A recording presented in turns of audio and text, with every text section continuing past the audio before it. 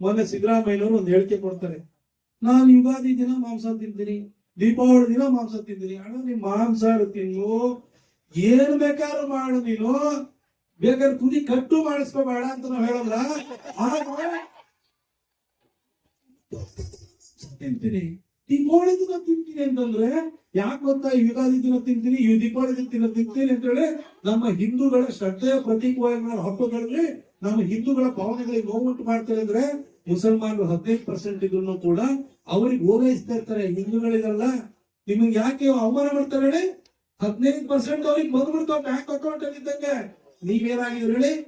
ನಿಮ್ಮನ್ನ ಚೆನ್ನಾಗಿ ಗೊತ್ತಿದೆ, 85% ಹಿಂದೂಗಳಿದ್ರು ಕೂಡ ನೀವು ಗೌಡ ಆಗಿದ್ದೀರಿ, ನೀವು ಲಿಂಗಾಯತ ಆಗಿದ್ದೀರಿ, ನೀವು ಕುರುಬ ಆಗಿದ್ದೀರಿ, ನೀವು SC ಆಗಿದ್ದೀರಿ, ನೀವು ST ಆಗಿದ್ದೀರಿ, ಅದ್ರೊಳಗಡೆ ಎಡ ಆಗಿದ್ದೀರಿ, ಅದ್ರೊಳಗಡೆ ಬಲ ಆಗಿದ್ದೀರಿ. ಈ ತರ ಹರಿದು ಹಂಚವಾಗಿದ್ರೆ ಲಾಸ್ಟ್ 2 ದಿನ 7ನೇ ತಾರೀಕು 8ನೇ ತಾರೀಕು ಕವರ್ ಒಳಗಡೆ 2,000 ರೂಪಾಯಿ ಹಾಕಿ ಕೊಟ್ಬಿಟ್ರೆ ನಿಮ್ ಓಟ್ ಬರುತ್ತೆ ಅಂತ ಅವ್ರಿಗೆ ಗೊತ್ತು. ಆದ್ರೆ ಯೋಚನೆ ಮಾಡಿ, ಇವತ್ತು ದೇಶದ ಪರಿಸ್ಥಿತಿ ಏನಿದೆ, ಇವತ್ತು ಒಬ್ಬ ನರೇಂದ್ರ ಮೋದಿ ಇಲ್ಲ ಅಂತ ಹೇಳಿದ್ರೆ, ಹಿಂದೂಗಳು ಒಗ್ಗಟ್ಟಾಗಿ ವೋಟ್ ಹಾಕಿ ನರೇಂದ್ರ ಮೋದಿನ ಪ್ರಧಾನಿ ಮಾಡ್ಲಿಲ್ಲ ಅಂತಂದ್ರೆ ಇವತ್ತು ದೇಶ ಕೊಳಿಗಾಲ ಇರ್ತಿತ್ತ.